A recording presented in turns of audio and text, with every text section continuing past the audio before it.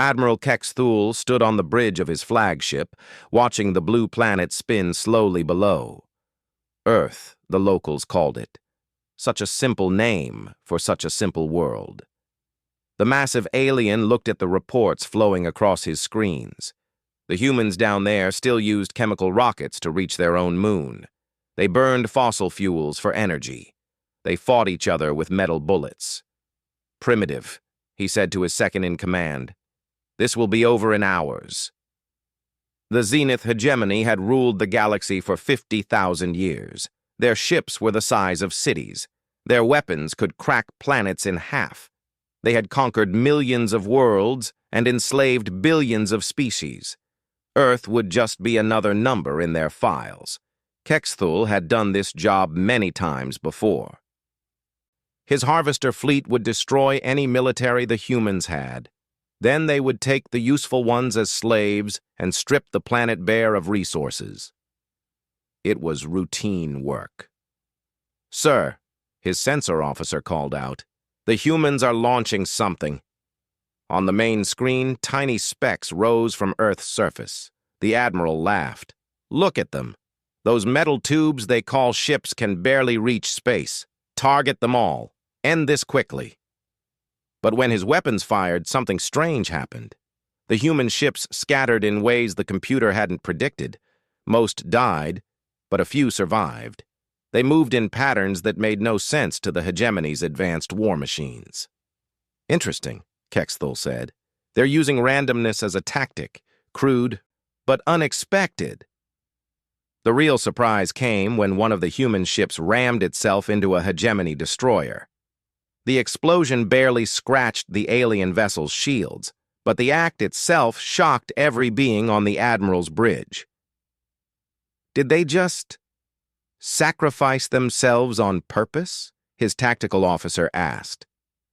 Kexthul studied the readings. In all his years of conquest, he had never seen a species choose death over surrender in their first battle. Most civilizations tried to negotiate when they saw the hegemony's power. "Deploy the ground forces," he ordered. "Let's see how brave they are when we land troops." The hegemony's soldiers were enhanced beings in powered armor. Each one could fight 100 normal warriors. They dropped from orbit in assault pods, expecting quick victory. The first landing zones were disaster sites. Human cities burned under orbital bombardment, but instead of running, the humans fought back with everything they had. They turned cars into bombs. They used their own buildings as weapons, bringing them down on top of hegemony soldiers. Lieutenant Voss, commanding the ground assault, sent urgent reports back to the fleet. "These humans are insane, sir. They're using their own infrastructure as weapons. They've turned their entire planet into a battleground." In the city of New York, human soldiers had figured out how to overload their primitive power grid to create massive electrical traps. In Tokyo, they were using their subway tunnels to move troops in ways the hegemony couldn't track. In Moscow, they had somehow weaponized their industrial facilities. But what really worried Kexthul were the other reports coming in. Human scientists and engineers were studying every piece of hegemony technology they could get their hands on.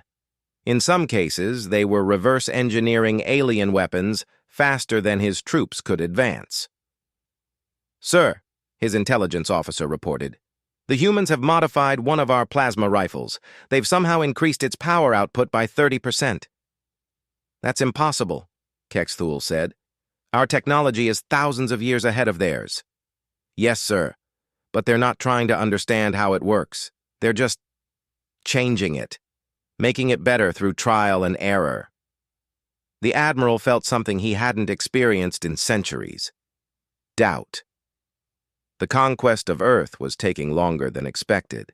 His forces were suffering losses that shouldn't have been possible against such a primitive enemy. Days turned into weeks. The humans kept fighting, kept adapting, kept learning. They started using captured hegemony equipment in ways that amazed and horrified the invaders. They turned medical devices into weapons. They used communication equipment to hack into hegemony computers. In underground bunkers, human leaders worked desperately to understand their enemy. Dr. Elena Vasquez led a team of scientists studying captured alien technology. What she found in the power cores of hegemony devices made her sick. "It's not just advanced technology," she told the human military commanders. "These power sources, they're not mechanical. They're something else, something that feels aware." General Martinez looked at the readings. "What are you saying, Doctor?" "I think their technology runs on something alive. Something that's been processed and converted into energy. Every one of their weapons, every ship, every device, it's all powered by the life force of other beings." The room fell silent. The implications were horrible. The Zenith hegemony wasn't just conquering worlds. They were turning the souls of conquered species into fuel for their empire. Meanwhile, Admiral Kex Thule was receiving reports that made him increasingly uncomfortable. Earth's resistance wasn't weakening. It was getting stronger. The humans were learning to use hegemony technology better than some species the hegemony had conquered centuries ago. More troubling were the signals his ships were detecting. The humans were broadcasting something into space, not just random signals, but organized data packets containing everything they had learned about hegemony technology and tactics. "They're sharing intelligence with someone," his communications officer reported. "But we don't detect any other civilizations in this sector." Kexathul stared at Earth, now scarred and burning from months of warfare. The humans were still fighting, still learning, still adapting. For the first time in his long military career, he wondered if he had underestimated an enemy. The blue planet spun below, wounded but unbroken. And somewhere in its burning cities, humans were preparing for the next phase of a war that would change the galaxy forever. 3 years had passed since the hegemony first arrived at Earth. Admiral Kex Thule no longer laughed at human resistance.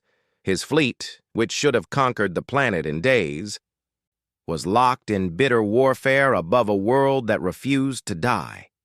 The humans had done something impossible. They had turned their entire solar system into a weapon. Earth's moon now bristled with rail guns built from salvaged alien technology. The space stations that once studied stars had become fortress weapons that fired streams of metal at near-light speed. Even the asteroids weren't safe.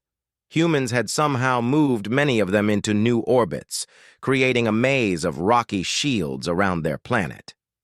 "Sir," Lieutenant Voss reported from the surface, his voice tired and strained. "The humans have taken Building Complex 7. They're using our own equipment against us." Kex Thule closed his eyes.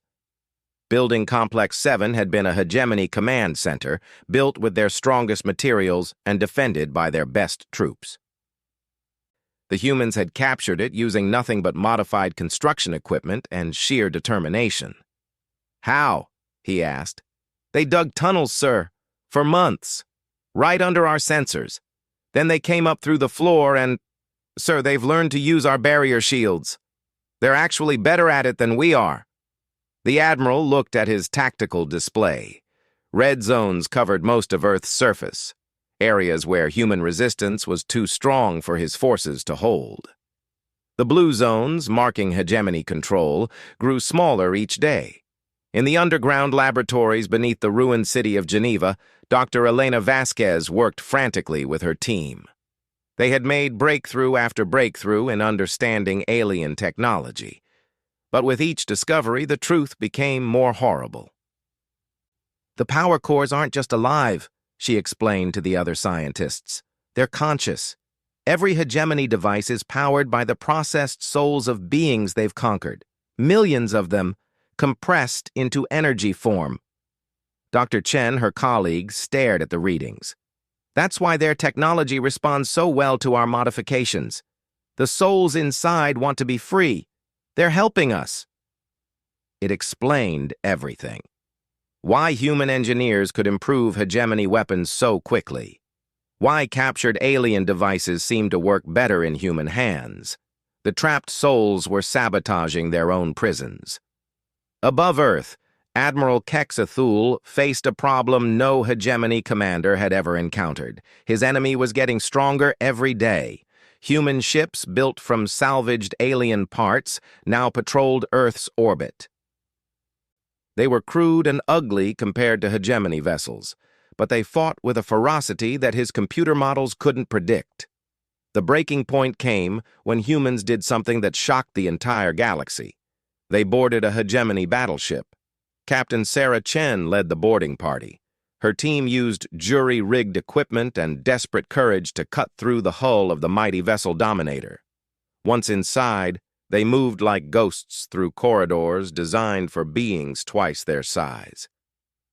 "We're not here to fight," Chen told her team as they planted explosives throughout the ship. "We're here to free prisoners." The hegemony crew fought back, but they had never faced enemies inside their own ships. The humans moved in ways that their sensors couldn't track.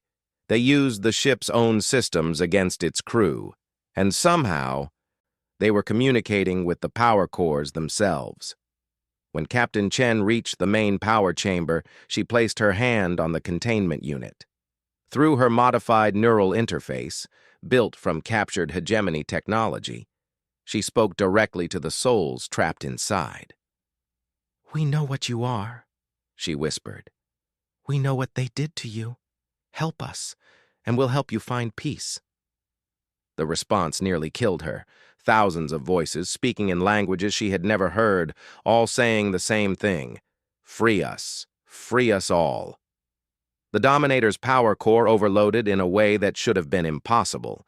Instead of exploding, it released its energy in a focused beam that struck 3 other hegemony ships. The trapped souls inside those vessels heard the call and responded. 4 of the galaxy's mightiest warships went dark in minutes, their power cores deliberately shut down by the very beings that powered them. Admiral Kexathul watched his fleet die and finally understood what he was fighting. This wasn't just a war against humans. It was a rebellion of every soul the hegemony had ever enslaved. "Send a message to the High Command," he ordered. "Request immediate reinforcement. Full battle fleet. Classification, extreme threat." His communications officer hesitated. "Sir, the High Command will ask for justification. What should I tell them?" The Admiral looked at Earth, still burning, still fighting, still somehow winning against impossible odds. Human signals continued to broadcast into space, carrying technical data and tactical information to unknown recipients across the galaxy. "Tell them," Kexathul said quietly, "that we have encountered a species that makes weapons out of hope. Tell them the dead are fighting back. Tell them everything we thought we knew about warfare is wrong." On Earth's surface, in hidden bunkers and ruined cities, humans prepared for the next wave of attacks. They knew more ships were coming. They knew the hegemony would not let Earth survive. But they also knew something the aliens didn't. Every piece of hegemony technology they captured brought them closer to understanding how to free the trapped souls that powered the galaxy's greatest empire. And those souls were eager to help their liberators. Dr. Vasquez worked through the night, studying power core designs and communication protocols. Around her, teams of engineers built new weapons from alien blueprints. But their greatest weapon was the truth they had discovered. The Zenith hegemony was not invincible. It was a house built on the suffering of the enslaved. And houses built on suffering could be torn down. The humans just needed to find a way to do it before the next fleet arrived and turned Earth to ash. 50 years had passed since Earth burned. Commander Thisek of the Hegemony Enforcement Division stared at the reports flowing across his desk. 3 more supply convoys had vanished in the Outer Rim. A mining station in the Kepler sector had gone dark. And strangest of all, slave populations on 12 different worlds were showing signs of coordinated dysfunction. Coordinated dysfunction was the official term. The reality was much worse. On the mining world of Torax Prime, the enslaved Velthari had somehow learned to sabotage hegemony equipment in ways that left no evidence. Productivity had dropped 40% in 6 months. When enforcement teams investigated, they found nothing but innocent workers doing their jobs. On the agricultural planet Harvest, the conquered Zilani were experiencing crop failures that only affected food destined for hegemony worlds. Local food production remained mysteriously normal. Thyssek had served the hegemony for 3 centuries. He had put down rebellions before, but this felt different. The resistance was too organized, too smart, too coordinated across impossible distances. His aide, Junior Commander Vex Tal, brought in another report. "Sir, we've lost contact with Deep Station Omega." Thyssek looked up sharply. Deep Station Omega was a fortress built inside a hollow asteroid. It monitored traffic in the dead zone, a region of space where no intelligent life existed. Nothing could reach it without being detected weeks in advance. "Send a patrol to investigate," he ordered. 3 days later, the patrol returned with disturbing news. Deep Station Omega was intact, but empty. No signs of battle, no bodies. The entire crew had simply vanished. But security recordings showed something impossible. "The attackers came from inside the station," the patrol leader reported. "They appeared in restricted areas that only hegemony personnel could access. And, sir, some of them were human." Thyssek felt cold. Humans were extinct. Earth had been sterilized 50 years ago, its surface turned to glass by orbital bombardment. The few survivors had been tracked down and eliminated, or so the official records claimed. In the hidden base built inside the hollow core of gas giant Nephis 7, Captain Elena Vasquez, granddaughter of the famous Dr. Elena Vasquez, reviewed the latest intelligence reports. Around her, the command center buzzed with activity. Beings from dozens of different species worked together, united by their hatred of the hegemony. "The supply line attacks are working," reported Engineer Koth, a 4-armed alien whose species had been enslaved for 2,000 years. "Hegemony forces in Sector 12 are running low on replacement parts." Elena nodded. "What about the soul liberation projects?" Dr. Marcus Chen, son of the boarding specialist who had died freeing the souls from hegemony power cores, pulled up a star chart. Red dots marked successful operations across the galaxy. "We've freed the trapped souls from power cores on 47 worlds," he said. "Each liberation sends psychic signals to other enslaved souls. The effect is spreading." This was humanity's true weapon. In the 50 years since Earth's fall, the survivors had not just hidden and rebuilt. They had made contact with every species the hegemony had ever conquered. They had shared their knowledge of how to communicate with the trapped souls that powered alien technology. More importantly, they had taught others to fight back. The hegemony ruled through fear and overwhelming force, but their entire civilization depended on enslaved beings, both living and dead. Humans had shown other species that the gods could bleed. "Status report from the Veltari resistance?" Elena asked. Communications specialist Zara, herself a freed Veltari, smiled with sharp teeth. "Mining production in the Thorax system has dropped 60%. The hegemony suspects sabotage but can't prove anything. Our people are very good at looking innocent." "And the Zilani?" "Food shipments to 3 hegemony core worlds have been contaminated with a virus that only affects hegemony biology. Not lethal, but it causes severe digestive problems.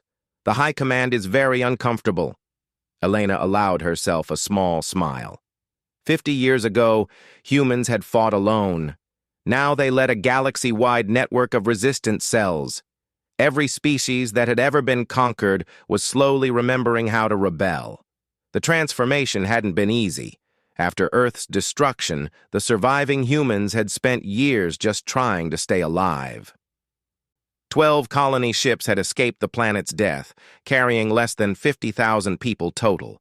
They had hidden in the empty spaces between stars, slowly building secret bases and making contact with enslaved populations. But humans had advantages that other species lacked. They adapted quickly. They learned from everyone they met.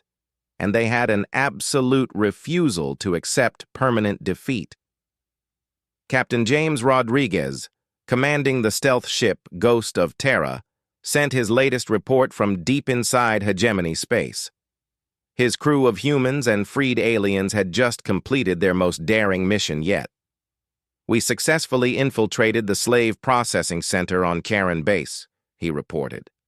"Downloaded complete records of every species the hegemony has conquered.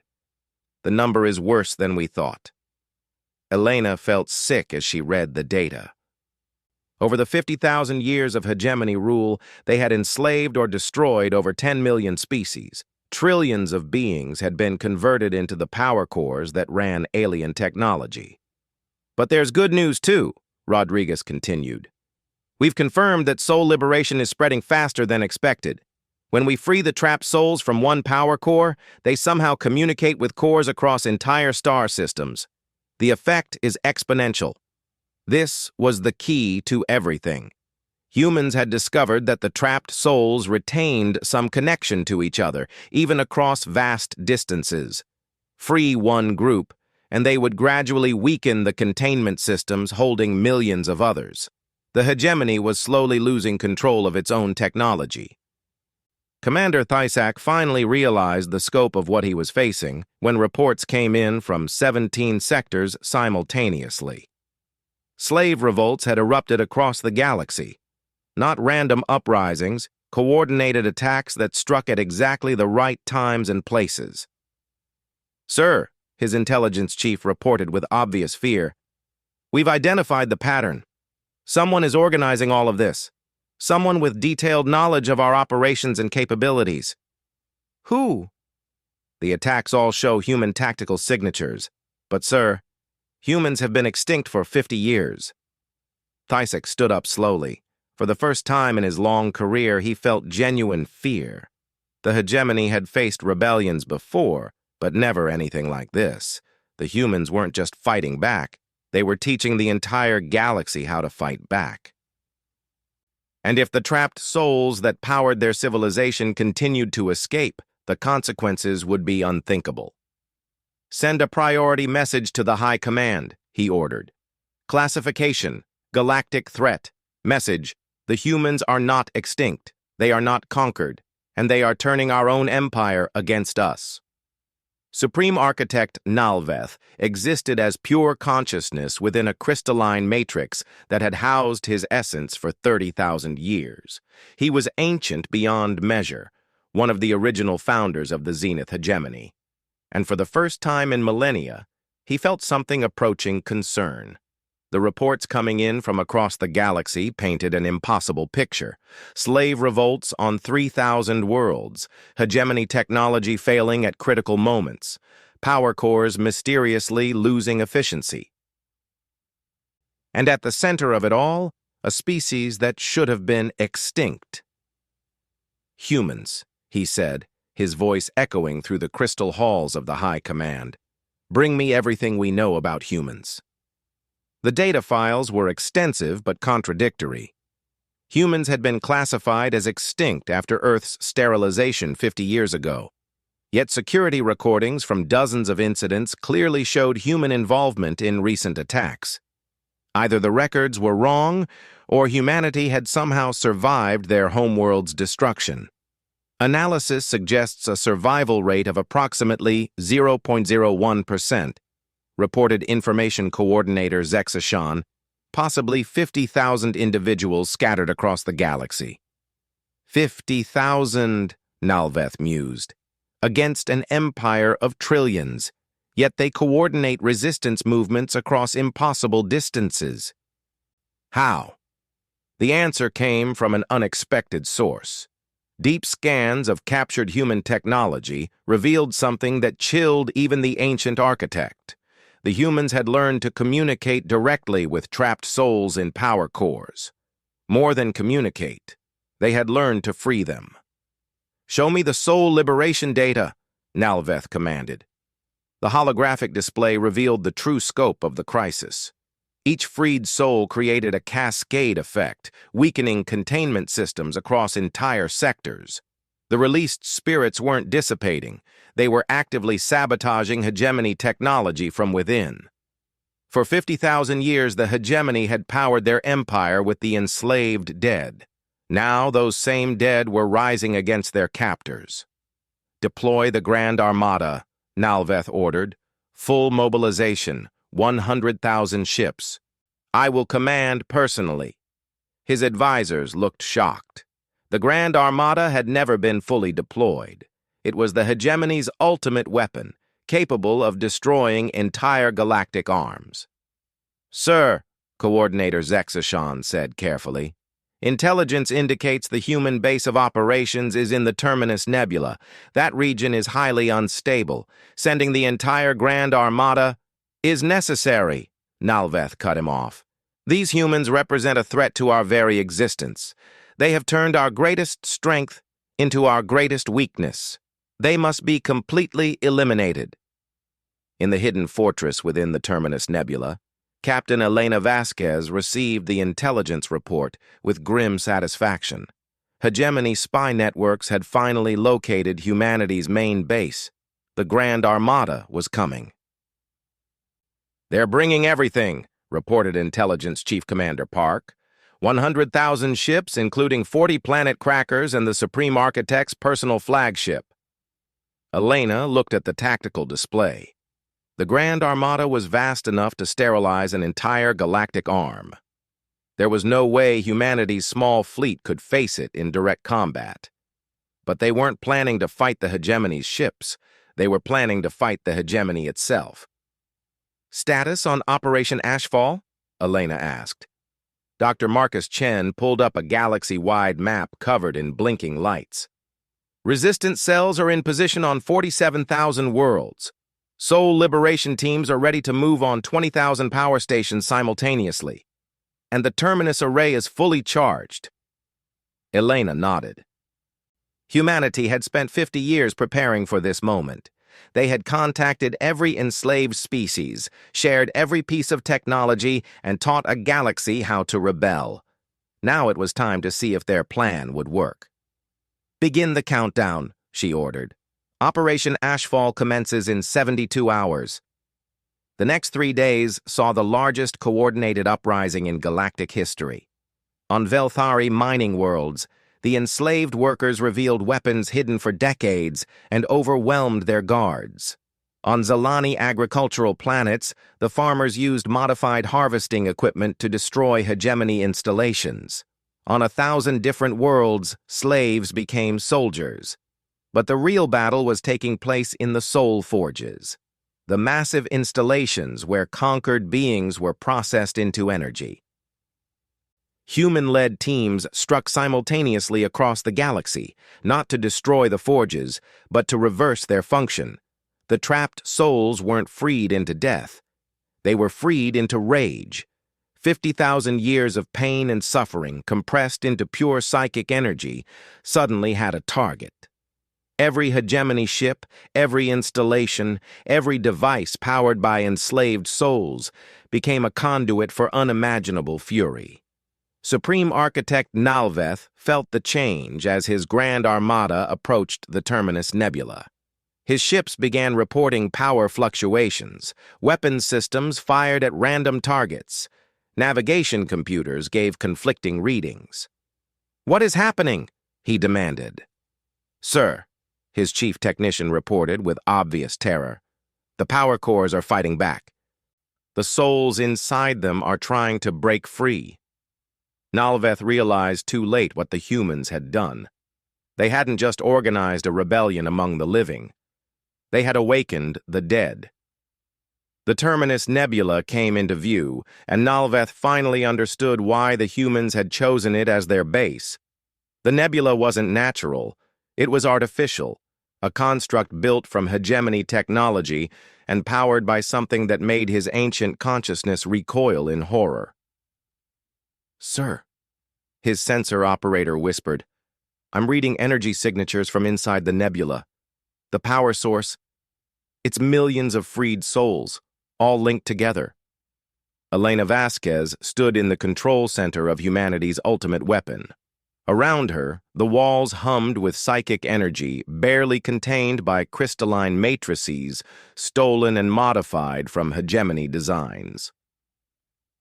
Every soul freed over 50 years of rebellion had found its way here, their combined essence turned into something that could crack the foundations of reality itself. "The Grand Armada is entering weapons range," reported Tactical Officer Williams. Elena looked at the display showing 100,000 hegemony ships approaching their position. It was the most powerful force ever assembled in the galaxy's history. "Are the soul links stable?" she asked. Dr. Chen checked his readings. "All connections green. The freed souls are ready." Elena took a deep breath. Everything humanity had suffered, everything they had learned, everything they had become in 50 years of exile, it all came down to this moment. "Fire the reality bomb," she ordered.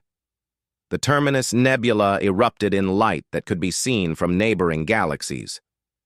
But this wasn't destructive energy. It was transformative energy. The psychic scream of millions of freed souls spread outward at faster than light speed, carrying a single message to every power core in the galaxy. Be free. Supreme Architect Nalveth felt his Grand Armada die around him as the wave of liberation swept through space. His mighty ships simply stopped working as their power cores shut down. The souls that had powered the hegemony for 50,000 years finally found peace. And in that peace, the galaxy's strongest empire began to crumble. The death scream of the Grand Armada echoed across the galaxy. Supreme Architect Nalveth watched his flagship systems fail one by one as the wave of psychic liberation swept through space. Around him, 100,000 warships went dark, as their power cores simply stopped. Not destroyed, not overloaded, but peacefully shut down as the souls within them finally found rest. "Impossible," he whispered through his crystalline matrix. 50,000 years of order, destroyed by primitives. But even as he spoke, Nalveth began to understand what he was truly facing. The humans hadn't just defeated the hegemony's military, they had unraveled the very foundations of their civilization. Every piece of technology, every ship, every installation that ran on soul power was dying across the galaxy. On the bridge of the human flagship Liberation, Captain Elena Vasquez watched the tactical display as red dots representing hegemony forces winked out by the thousands. The reality bomb had worked beyond their wildest hopes.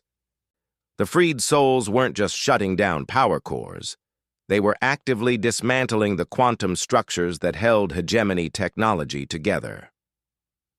"Status report from the surface teams," she requested. Communications Officer Torres pulled up reports from across the galaxy. "Slave revolts are succeeding on every world. Hegemony garrisons can't respond without their technology. The chains are broken, Captain." Elena felt tears running down her face. 50 years of preparation, 50 years of hiding and planning and slowly building a network of resistance across the stars. Her grandmother had died believing Earth's sacrifice meant something. Now Elena knew it had. But the victory came with a terrible price. The psychic feedback from millions of freed souls was tearing apart the fabric of space-time itself. The Terminus Nebula was collapsing, and the reality bomb was consuming itself in the process. "Evacuation status?" Elena asked. "All personnel are off the station," reported her executive officer. "The civilian populations from liberated worlds are being transported to safety by volunteer fleets." Elena nodded. They had always known this would be a one-way mission. The amount of energy needed to free every trapped soul in the galaxy couldn't be contained indefinitely. The weapon that had destroyed the hegemony would destroy itself in minutes. On the dying flagship of the Grand Armada, Supreme Architect Nalveth experienced something he had forgotten over 30,000 years of existence: mortality. His crystalline matrix was cracking as the psychic wave continued to spread. The very energy that had sustained his consciousness for millennia was dissipating. But in his final moments, the ancient being gained a terrible understanding. The humans hadn't won through superior technology or greater numbers. They had won by offering something the hegemony had never understood: freedom. Every soul the hegemony had enslaved had dreamed of liberation. When the humans showed them it was possible, those dreams became weapons more powerful than any physical force. "Sir," his aide whispered, through failing communication systems, "incoming message from the human flagship." On the main screen, Elena Vasquez appeared. She looked tired but determined. Behind her, the command center of her ship bustled with activity as humans and aliens worked together. "Supreme Architect Nalveth," she said formally. "I am Captain Elena Vasquez of the Free Human Fleet. I want you to understand something before you die." Nalveth managed to respond despite his failing matrix. "Speak, human."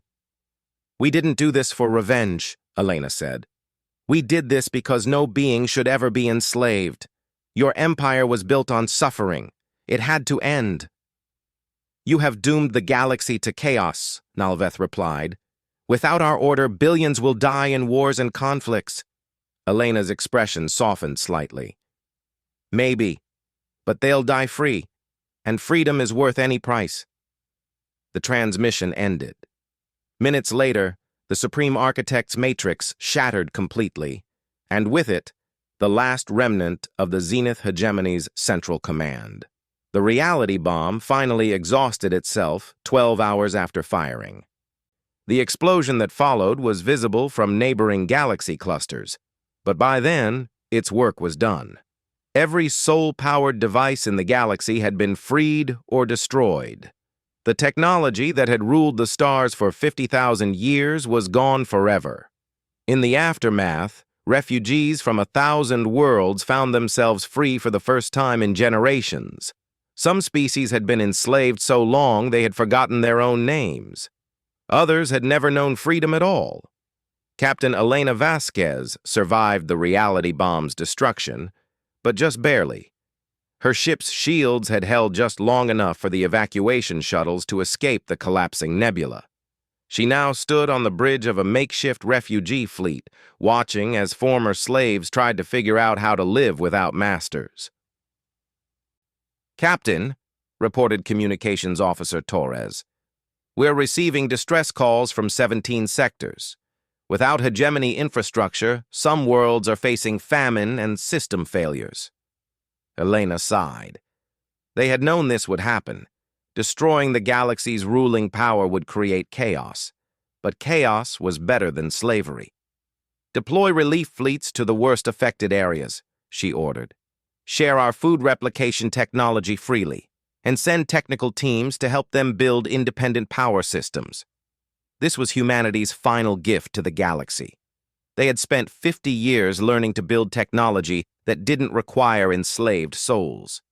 Now, they would teach others to do the same.